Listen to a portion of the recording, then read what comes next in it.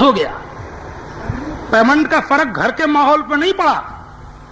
گھر کے خرچے پورے چل رہے ہیں, گھر میں انڈے مرغے خوب اڑ رہے ہیں, گھر میں حرام حلال تک کی تمیز نہیں ہے, گھر میں 50 جوڑی کپڑے بن رہے ہیں. ابھی گھر میں شادی بیاہ آ جائے تو پیمنٹ کی کوئی فکر نہیں ہوگی, مگر مزدور سے کہہ رہا ہے پیمنٹ نہیں ہوا. اللہ کے رسول فرماتے ہیں, حدیث شریف میں لکھا ہے, اوتوا الاجیر اجرہ قبل ان یجف عرقہ, مزدور کی مزدوری اس کا پسینہ خشک ہونے سے پہلے دے دو. تو یہ اجمیر شریف کو جانا میری سمجھ میں نہیں آ رہا ہے کہ 7 قدم پہ مسجد ہے, تو 7 قدم پہ جانے کی تو فرصت نہیں ہے, اور 700 کلومیٹر اجمیر شریف جانے کی فرصت مل گئی. بات کہنا چاہیے صحیح, اپنے کی ہو یا پرائے کی, نہیں سمجھ میں نہیں آ رہا یہ جانا کہ مسجد 7 قدم پہ ہے تو وہاں جانے کی فرصت نہیں ہے, 700 کلومیٹر کی فرصت ہے. بولو بھائی, شراب کی بدبو منہ سے آ رہی ہے, اجمیر کے چکر لگے جا رہے ہیں, جوئے کا شوق کم نہیں ہو رہا ہے, لاٹری سنیموں کا شوق کم نہیں ہو رہا ہے, رات دن جنابے والا حرام کاریوں میں ہے, اجمیر شریف کے چکر پہ چکر لگے جا رہے ہیں. ہاں جاتا, چلو مانا تھوڑی دیر کے لیے, میں نہیں روک رہا ہوں, برے بھی جائیں, بے نمازی بھی جائیں, شرابی بھی جائیں, میں کون ہوا بھائی روکنے والا, میں نہیں روک رہا ہوں, مگر کم از کم اتنا تو ہو جاتا کہ گیا تھا تو بے نمازی تھا, اور اجمیر سے لوٹ کے آیا تو نمازی بن کے آیا. اتنا تو ہو جاتا. سبحان اللہ, سبحان اللہ, اتنا ہی کر لیتا.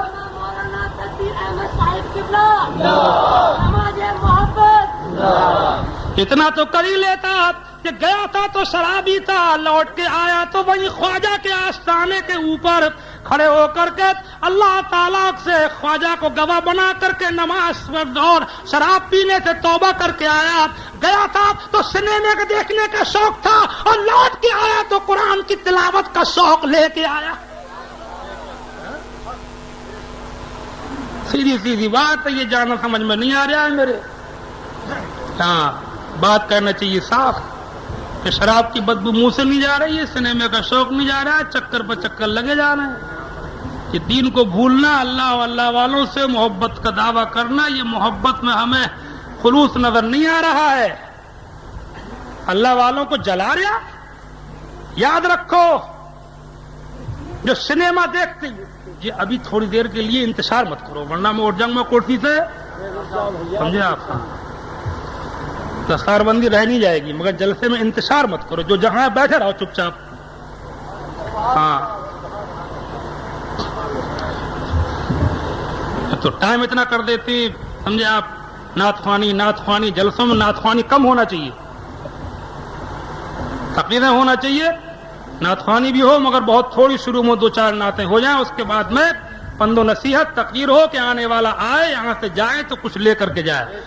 ہاں کلمہ شریف کا ذکر کرو, لا الہ الا اللہ محمد رسول اللہ صلی اللہ تعالی علیہ وسلم.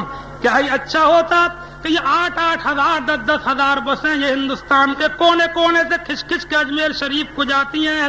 کیا ہی اچھا ہوتا کہ یہ بسوں کو روک روک کر کے نمازوں کے ٹائم جنگلوں میں جہاں جہاں موقع لگتا ہے, جہاں مسجدیں ملتی, اور مسجدیں نہیں تو جنگلوں میں ندیوں کے کنارے وضو کر کے اذانیں دے کر کے بسیں روک روک کر کے 5 ٹائم نمازیں پڑھتے ہوئے جاتے.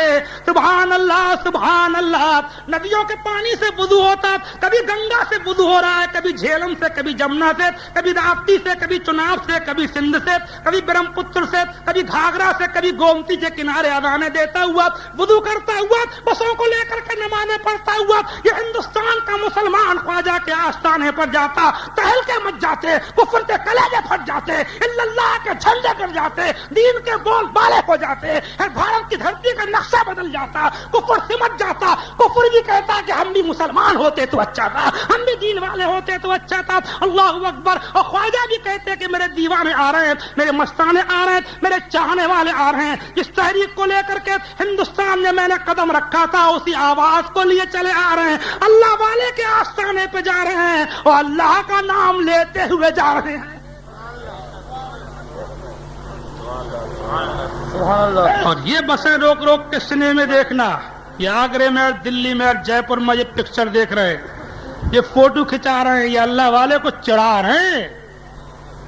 ہاں اللہ والوں کو چڑھا رہا ہے غوث پاک کی نیاز، اور گھر میں ہو رہی ہے ریکارڈنگ، گانے سنا رہا ہے پورے محلے کو، اور نام لے رہا ہے نیاز کا، تو غوث پاک کو جلا رہا ہے، تو چڑھا رہا ہے۔ تو اللہ والوں کا پیار جہاں بہت بڑا ہے تو ان کا قہر بھی بہت خطرناک ہے۔ سنو سنو میرے اعلیٰ حضرت امام اہل سنت فرماتے ہیں، بارگاہ غوثیت میں عرض کرتے ہیں، العما قہر ہے اے غوث وہ تیکھا تیرا، العما قہر ہے اے غوث وہ تیکھا تیرا، اور مر کے بھی چین سے سوتا نہیں مارا تیرا۔ سبحان اللہ۔ شاخ پہ بیٹھ کے جڑ کاٹنے کی فکر میں ہے، اور کہیں نیچا نہ دکھائے تجھے شجرا تیرا، بعد اشہب کی غلامی سے یہ آنکھیں پھرنی، اور دیکھ اڑ جائے گا ایمان کا طوطا تیرا۔ سمجھے؟ للا پیدا ہو رہا ہے تو گھر میں بیٹا اللہ نے دیا، اولاد دی، تو چاہیے تھا اللہ کا شکر کرتا، بس شکر تھوڑی کرے گا اللہ کا، بلکہ پورے محلے کو گانے سنائے گا، پوری بستی میں برکت بانٹے گا۔ اب پھر کہہ رہا ہے برکت نہیں ہو رہی ہے، برکت نہیں ہو رہی ہے، نحوست ماری ماری پھر رہی ہے، برکت کہاں سے آ جائے گی؟ حضرت میرے گھر میں چلے چلو برکت ہو جائے، حضرت میرے گھر میں چلے چلو، سمجھے؟ ہاں میرے گھر میں تھوڑی دیر کے لیے چلے چلو، تو حضرت کے جائے سے کیا برکت ہوگی؟ وہاں بڑے حضرت تو پہلے رکھے ہیں میز پہ سجے ہوئے، حضرت سے برکت ہوگی۔ للا پیدا ہو رہا ہے تو سمجھے، تماشے گانے بھانوں کے تماشے، منڈلی کمپنی، بھول گئے اسلام کو، آخر ملا کیا؟ یہ بتا، تھوڑی دیر کود لیا پھاند لیا، کیا مرے گا نہیں؟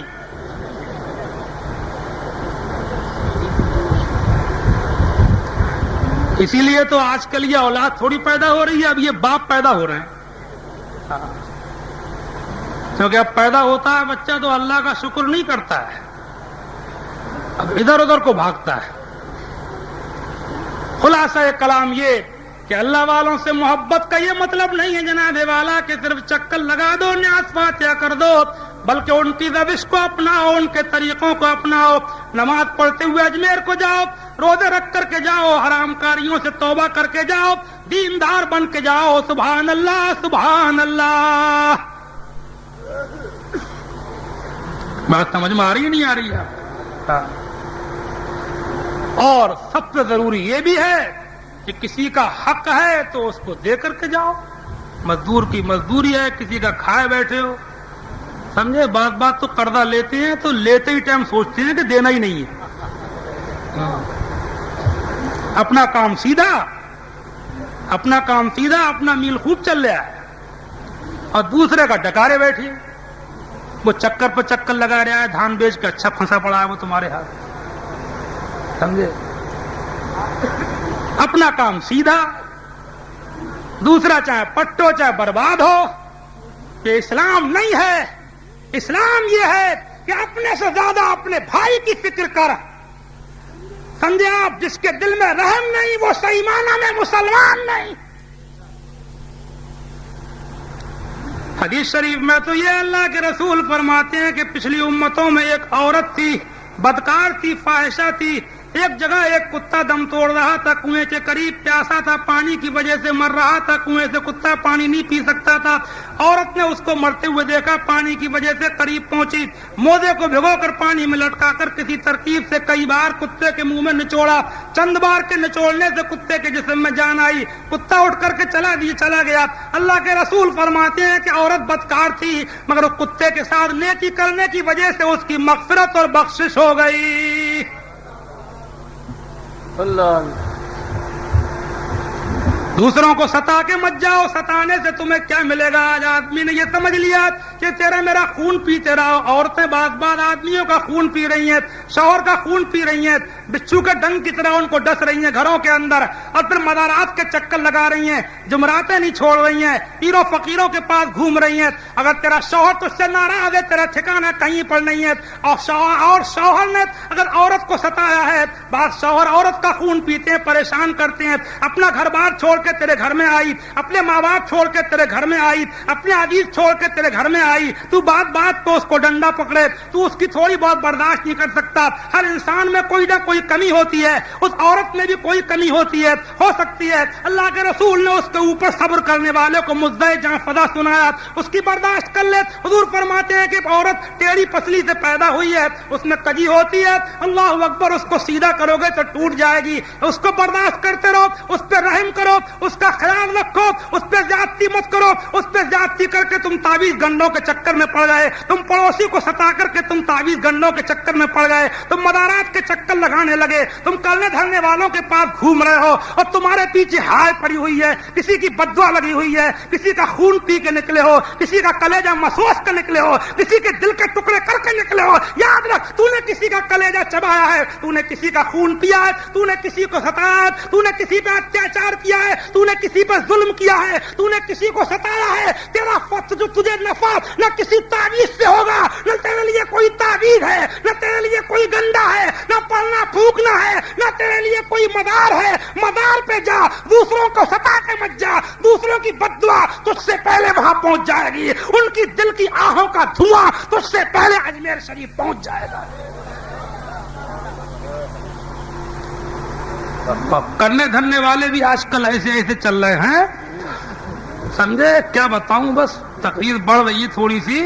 گھر میں گھسیں گے, کسی نے کہا سر میں درد ہے, بیماری بہت ہے, بہت بیماری ہے, کبھی کوئی بیمار کبھی کوئی بیمار. اور مولانا نے سنا, ملا جی نے کہا اچھی لگی, اب مزہ آیا. بات کو کہہ رہا ہوں, دھندا بن گیا. گھر میں گھسے, ادھر سونگا ادھر سونگا, سونگ کے بتایا تیرے گھر میں بہت بڑا جن ہے.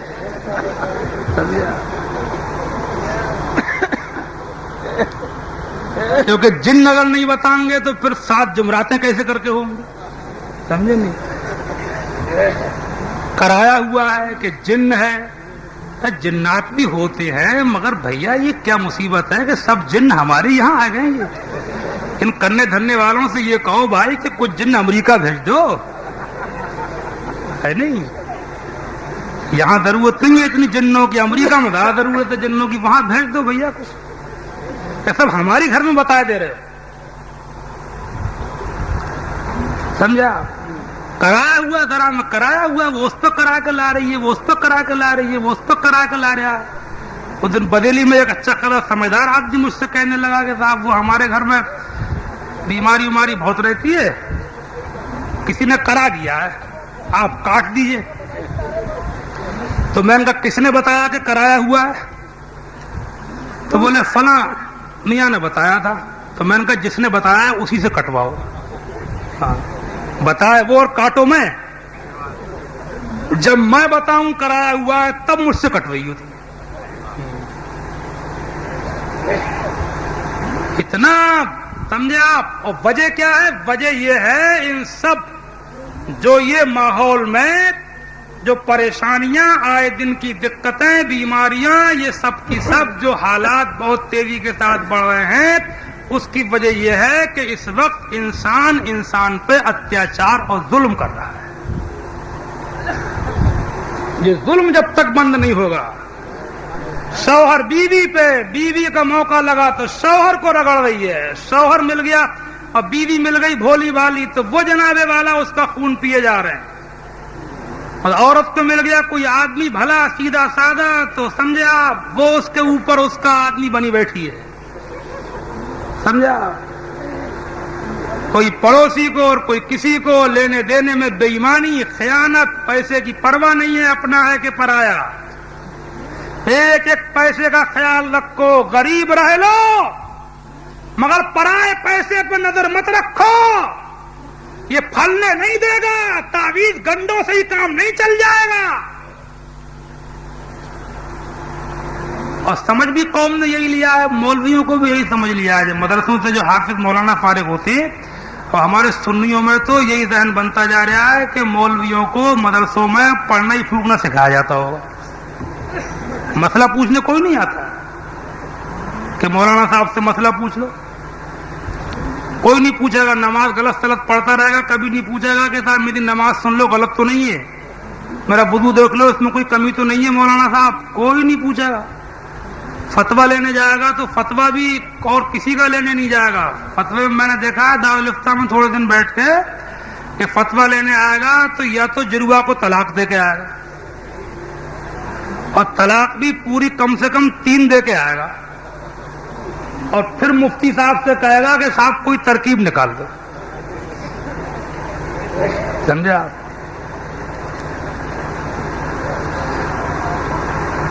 یا حالانکہ طلاق جو ہے پہلے تو دینا نہیں چاہیے، لیکن طلاق اسلام میں رکھی گئی ہے، ایک حکمت ہے اس میں.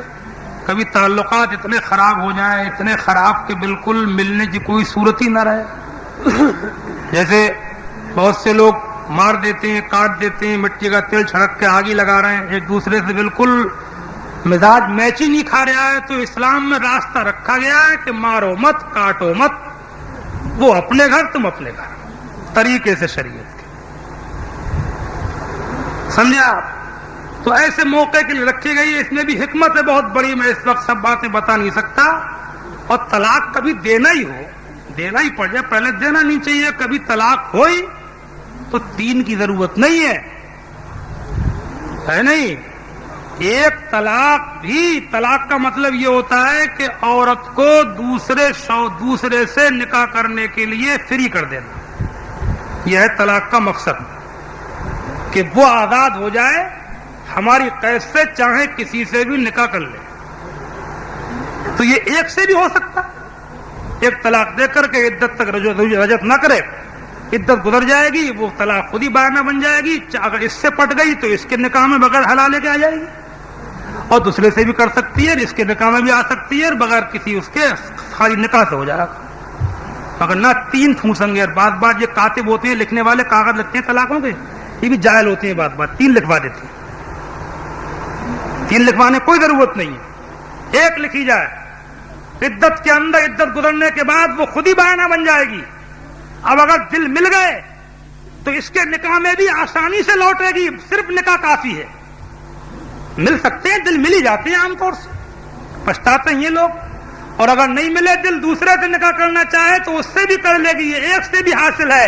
3 نہ بولنے کی ضرورت، نہ لکھنے کی ضرورت. اور صحیح بات یہ ہے کہ طلاق کی ضرورت ہی نہیں ہے. جہاں تک ہے ایک دوسرے کی برداشت کر کے زندگی کو نبھاؤ، اور زندگی کو اسلامی طریقے کے اوپر گزار کے چلے جاؤ. تو یا تو آئے گا طلاق کا مسئلہ پوچھنے کو، یا آئے گا امام صاحب سے لڑ کے پوری فرد جرم لے کے کہ حضرت ہمارے امام صاحب میں یہ کمی ہے اور وہ کمی ہے اور ایسے ہیں اور ویسے ہیں. پوری فرد جرم، پوری چارج شیٹ کہتے ہیں بھائی، پوری چارج شیٹ لے کے آئے گا. پھر کہے گا کہ مولانا صاحب ایسے امام کے پیچھے نماز ہو جائے.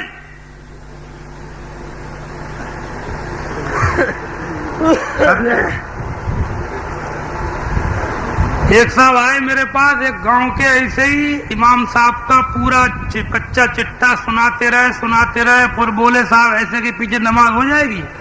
میں نے کہا تم پڑھ رہے ہو کہ تم نے چھوڑ دی؟ بولے میں نے تو صاحب کئی دن سے چھوڑ دیے. میں نے کہا جب چھوڑ دیے تو پوچھنے کیوں آئے؟ پھر چھوڑ کے آیا پوچھنے. جب پارٹی بندی کرا دی، جب گاؤں میں ٹکڑے کروا دیے، جب زور آزمائی کر لی، جب نہیں نکال سکا تو اب مفتی صاحب کا سہارا لینے آیا.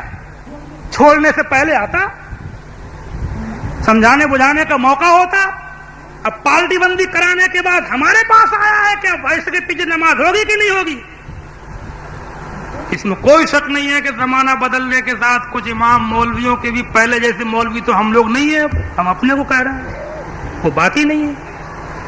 مگر ایسی بات بھی نہیں ہے، اسلام زندہ ہے، انہیں مولویوں سے زندہ ہے، دین کے لیے اڑتے لڑتے مرتے بولتے چالتے گھر سے نکلتے، یہی مولوی تو ہیں، یہی مدرسوں کے طالب علم ہیں، یہی مولویوں کے ماحول کے بیٹھنے اٹھنے والے مسلمان ہیں کہ بھرے پلیٹ فارم پہ اکیلا کرتے پاجامہ ٹوپی اور داڑھی والا اکیلا کھڑا ہو تو اکیلے کو دیکھ کر کے 1400 سال کی یاد تازہ ہو جاتی ہے۔ اکیلا طالب علم اگر پلیٹ فارم پہ کھڑا ہے، ٹرین کی بوگی میں بیٹھا ہے، اکیلا مولوی مدرسے کا طالب علم حافظ و قاری و امام یا اس کی صحبت میں بیٹھنے والے کہ داڑھی کرتے پاجامے ٹوپی والے اگر اکیلے یہ بس اسٹینڈ پہ ہیں، بس میں ہیں، ٹرین میں ہیں، ایئرپورٹ میں ہیں، ہوائی جہاز میں ہے، پلین میں ہے، یا کہیں پر بھی ہیں، اکیلا اپنی چہرے ٹوپی و داڑھی سے اعلان کرتا ہے کہ مسلمانوں نہ گھبراؤ، خدا کی شان باقی ہے، ابھی اسلام زندہ ہے، ابھی قرآن باقی ہے۔ مخالف کیا سمجھتے ہیں جو اپنے دل میں ہنستے ہیں،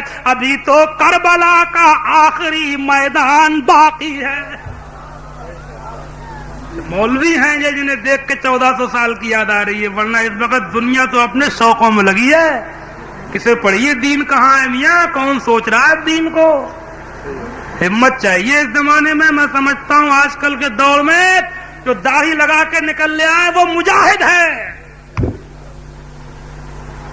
دنیا رنگ گئی، دنیا بدل گئی، شوقوں میں لگ گئی، ارمانوں میں لگ گئی، فیشن میں لگ گئی۔ یہ داڑھی چہرے پہ سجا کے گھسا ہوا ہے بھیڑ میں، بازار میں، جہاد ہے، سر پہ ٹوپی لگا کے نکل رہا ہے، مجاہد ہے، نماز پڑھ رہا ہے، بس اسٹینڈ پہ وضو کر کے پلیٹ فارم پہ جہاد کر رہا ہے، دنیا دیکھ رہی ہے، محمد مصطفیٰ کی یادگار تازہ ہو رہی ہے۔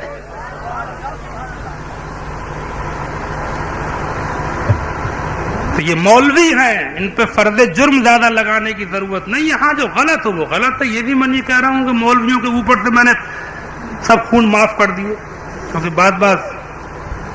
بعض مولوی بڑے بڑے خطرناک ہیں، ایسی بات بھی نہیں ہے۔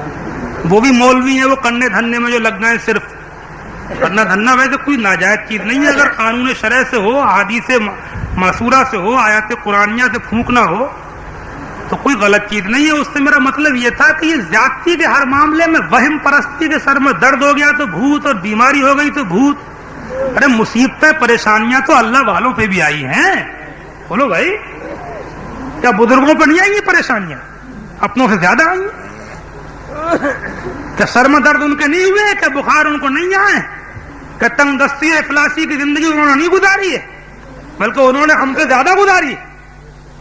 سب سے بڑا تعویذ ان اللہ مع الصابرین ہے، صبر کرنے والوں کے ساتھ اللہ ہے۔ تو یہ دکانیں کھولے بیٹھے ہیں نا، روحانی شفا خانہ، اب تو بورڈ لگے ہوئے ہیں، اب تو کنے دھنے کی دکانیں کھل گئی باقاعدہ، سمجھے، بورڈ لگے ہوئے، اعلان ہو رہا ہے، پرچے چھپ رہے ہیں، جیسے کوئی میڈیکل اسٹور کھلا ہو، سمجھے؟ یہ بھی مولوی کر رہے ہیں، لوگوں کو بلا وجہ میں بیراگ میں ڈالنا ہے، دین کی باتیں سمجھا نہیں رہے، تقریر کرنے کھڑے ہوں گے تو یہ مار دم مار، اٹھک پٹک، لات پہ گھونسا، گھونسے پہ لات، کرسی توڑ، اسٹیج پھوڑ، نہ کچھ پلے پڑے نہ سمجھ میں آوے، بس جم جائے، جمانے کی پڑی ہوئی ہے۔ ابے تو اللہ کے دین کی بات کر، اللہ تعالیٰ تجھے خود ہی جما دے گا۔ سمجھاؤ، دھیرے دھیرے بول، سنجیدگی سے بات کر، کوئی سنے نہ سنے، مزاج میں استغنا پیدا کر، اللہ سن رہا ہے، انشاءاللہ اللہ کی مخلوق بھی سنے گی، مگر نہ آتے ہی جوش، سمجھے، ہاتھ پھینک، کرسی توڑ، اسٹیج پھوڑ، سمجھے، آپ پیلم پیل۔ تقریر، وعظ و نصیحت سمجھا کر کے سنجیدگی سے، اور عالموں کو ہی کرنا چاہیے۔ آج بہت سے جاہل بھی بول رہے ہیں، سمجھے آپ، بے پڑھے، نہ کچھ جانے نہ پوچھیں، نہ آوے نہ جاوے، اسٹیجوں کے اوپر انہیں بڑے بڑے مقدر و علامہ بنا کے پیش کر دیا جاتا ہے، سمجھے آپ۔ عالموں کا ہی حق ہے تقریر کرنا، اور عالموں کی سننا چاہیے، اور عالموں کو بھی تقریر، وعظ و نصیحت دل سے خلوص سے اللہ اور رسول کے لیے کرنا چاہیے، اور ہمیں امید ہے کہ جو اللہ کے لیے کرے گا، اللہ دوسروں کو کھلا رہا ہے تو ہمیں بھی کھلائے گا۔ اللہ پہ بھروسہ تو کر، بھروسہ نوٹوں پہ مت کر، اللہ پہ کر، اللہ تعالیٰ تجھے پریشان نہیں رکھے گا، خدا تعالیٰ خزانے کھول دے گا، لوگوں کے دلوں میں تیری محبت پیدا کر دے گا۔ سمجھا آپ؟ تو یہ سب مولوی کیا پوچھو، بعض تو جب تک امامت کر رہے ہیں تو نماز پڑھ رہے ہیں، امامت گئی تو نماز بھی گئی، یہ مولویت ہوئی، یہ ڈھول کا پول ہو گیا۔ نماز اسلام کی شان ہے، نماز اسلام کی پہچان ہے، نماز ایمان کا نشان ہے۔ جس کو نماز کا شوق نہیں ملا، اس کو ایمان کا شوق نہیں ملا، اس کو نماز کا ذوق نہیں ملا، اس کو اسلام کا ذوق نہیں ملا، اس کو نماز کا مزہ نہیں ملا، اس کو ایمان کا مزہ نہیں ملا۔ ایک ٹائم کی نماز بھی جان بوجھ کے چھوڑ دے، مولانا، مولوی، علامہ اور پیر مغا اور فقیر و درویش اور سجادہ نشین اور فلاں حضرت جی اور فلاں بڑے حضرت کے چھوٹے حضرت سب بعد میں ہے، سب بعد میں ہے، سب عہدے اسلام میں بعد میں ہے، ساری پوسٹ اسلام میں بعد میں ہے، سارے مرتبے اسلام میں بعد میں ہے۔ یہ صدر کے سیکریٹری، یہ جنابے والا، یہ ممبر کے یہ فلاں کے وہ فلاں، یہ مولوی کے یہ علامہ کے صدر مدرس، یہ شیخ الحدیث کے نائب شیخ الحدیث، یہ پیر کے فقیر کے درویش، یہ سجادہ نشین کے حضرت جی، یہ سب بعد میں ہے، یہ سب بعد میں بن لینا۔ پہلے پانچوں ٹائم کی نماز کی پابندی کر کے ارے میاں پکا سچے مسلمان تو بن لے، عہدے بعد میں لے لیجئے، پہلے نماز پڑھ کے مسلمان تو بن کے دکھا دے۔ سبحان اللہ، علامہ بنے پھر رہا ہے، پیر بنا پھر رہا ہے، سجادہ نشین بنا پھر رہا ہے، پہلے صحیح مانا ہے مسلمان تو بن۔ اس کی نماز نہیں ہے، وہ مسلمان تک نہیں ہے صحیح مانا میں۔ نماز کی اسلام میں ایسی اہمیت ہے، ایسی اہمیت ہے، اب تو وہ فقیری لائن کے، سجادہ نشینی لائن کے، ہم تو فقیری لائن کے ہیں، ہمیں نماز سے کیا مطلب، ہمیں روزے سے کیا مطلب، ہم سے پوچھ جو نماز روزے کی مخالفت کرتا ہے، ہم بتائیں کس کی لائن کا ہے وہ، تو قطعی فقیری لائن کا نہیں ہے، تو قطعی اللہ والا نہیں ہے، تو ابلیسی لائن کا ہے۔ اور کیا، بات تو صاف کہنا چاہیے نا، اور کیا، شیطانی لائن کا ہے، تو ہم سے پوچھ اپنی لائن، نماز روزے کی مخالفت کر رہا۔ ابھی ہم گئے تھے ضلع ہردوار میں ایک جگہ تقریر کرنے، تو بھائی گاؤں میں بتایا قریب میں جہاں ہم سے وہیں پڑوس میں ایک گاؤں میں کوئی پیر صاحب آئے ہوئے تھے بمبئی کے، تو وہ مرید کر رہا تھا لوگوں کو، تو مریدی میں کہہ رہا تھا کہ کہو کہ ہم نماز نہیں پڑھیں گے، روزہ نہیں رکھیں گے، بتائیے مولویوں کی نہیں سنیں گے، ایسے ایسے چل رہے ہیں۔ وہ اس کے مرید بھی ہو گئے 50-60 گاؤں میں، کیونکہ آج کل وہ زمانہ ہے کہ اگر ابلیس بھی آ جائے نا اور کہہ بھی دے کہ میں ابلیس ہوں، تو وہ بھی اکیلا نہیں رہے گا، حوالی موالی نعرے بولنے والے اس کو ہی مل جائیں گے، وہ زمانہ ہے۔ تو 50-60 مرید بھی ہوگا، انہوں نے مسجد میں تالا لگا دیا، امام صاحب کو نکال دیا کہ ہمیں نماز پڑھنا ہی نہیں ہے۔ چاروں طرف گاؤں میں خبر ہوئی، لوگ اکٹھے ہوئے، جھگڑے کی نوبت پہنچی، مسجد کھولو، امام رکھو ورنہ جھگڑا، نوبت، لڑائی، مار پیٹ، پولیس پہنچی، مجھے لوگوں نے بتایا۔ تھانے دار صاحب آئے، تھانے دار بہت سمجھدار نکلے، تھے تو غیر مسلم مگر نکلے سمجھدار، انہوں نے بات بڑی اچھی کہی۔ اس نے کہا کہ تم لوگ یہ بتاؤ تم ہندو ہو کہ مسلمان؟ بولے ہم ہیں تو مسلمان۔ کہا اگر تم ہندو بنو، ہندو رہو تو میرے ساتھ ہردوار چلو، تمہاری شدھی کراؤں، تم سے پوجا کرواؤں، اور مسلمان ہو تو مسجد کھولو، نماز پڑھو، اور بیچ کی کوئی راستہ نکالی تو مار مار کے کھال میں بھر دوں گا بھوسا۔